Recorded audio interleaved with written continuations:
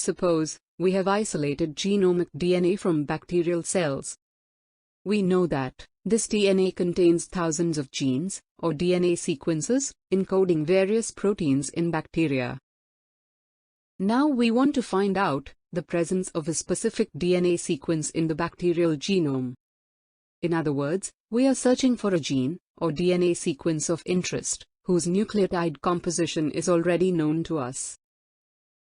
But we want to find out whether this known sequence is present in bacteria or not. Let's say the red region in this DNA is representing the target sequence. And suppose the nucleotide sequence of this DNA portion is this, in 5' to 3' direction. Now the problem which we have to solve here is how to detect and confirm the presence of this target sequence in the total bacterial DNA.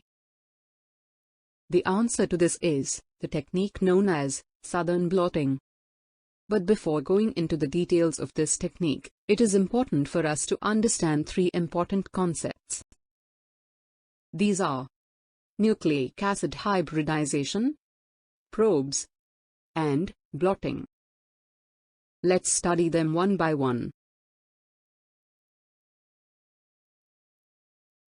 We have already studied denaturation and renaturation of DNA in one of the previous video lectures.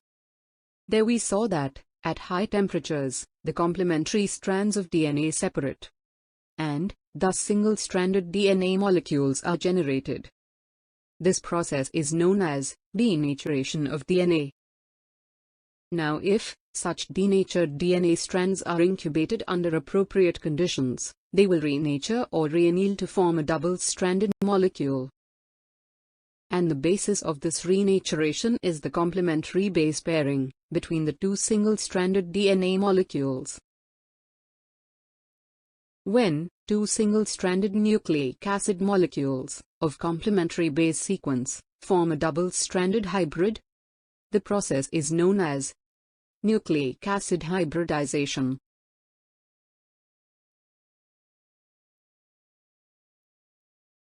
Nucleic acid hybridization can take place between single-stranded DNA molecules. Also, it can take place between single-stranded RNA molecules, or between one single-stranded DNA and one single-stranded RNA molecule. Keep in mind that, in nucleic acid hybridization, the participating population of nucleic acids should be single-stranded.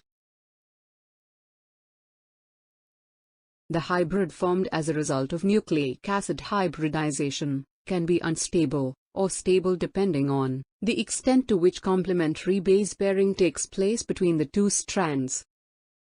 As a result, the double-stranded nucleic acid molecule formed can be partially or completely double-stranded. So, if there is a high degree of complementary base pairing between the two strands, the hybrid formed is stable. The most familiar application of nucleic acid hybridization you have come across on this channel is the PCR technique. In PCR, hybridization between primers and the template DNA provides the specificity to PCR amplification. Besides this, other important applications are in situ hybridization and DNA microarrays. In molecular biology, nucleic acid hybridization is mostly used for the detection of a specific sequence in a mixture of DNA fragments or total cell DNA. But for this, we also need probes.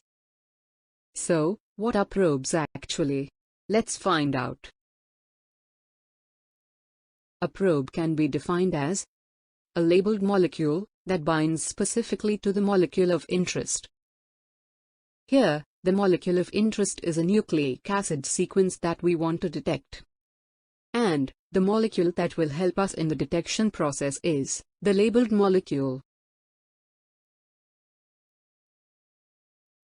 Suppose we want to detect the DNA sequence in our example. So, we will obtain a complementary DNA sequence to this target sequence. Let's say by chemical synthesis. We will label this complementary DNA strand. Now, The label can be a radioactive atom, a fluorescent tag, or an enzyme. So, this labeled DNA is the probe, in our example. When this probe is added to the sample containing the target sequence, it will bind to it because of the complementary base pairing. Once bound, we can detect the bound probe by the visualizing or detecting the label. For example, if probe is radiolabeled, it is detected by autoradiography.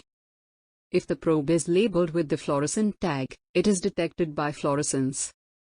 And if the probe is labeled with enzyme, then they are detected by color or light-forming reactions catalyzed by the enzyme. I hope you have now got a clear idea about nucleic acid hybridization and probes.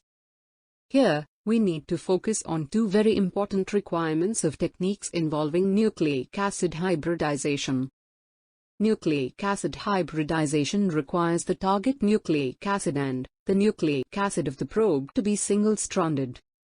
In other words, the two populations of nucleic acid molecules should be single-stranded. Therefore, in such experiments, the double-stranded nucleic acids, such as DNA, is first denatured to make them single-stranded molecules. Our second requirement is gel electrophoresis. In molecular techniques, a particular DNA or RNA sequence is detected on a gel, but again, the detection is not directly carried on the gel. The separated nucleic acid molecules on the gel are first transferred to a suitable solid support such as nylon membrane. This is done by a process known as blotting. What is blotting and how it is done?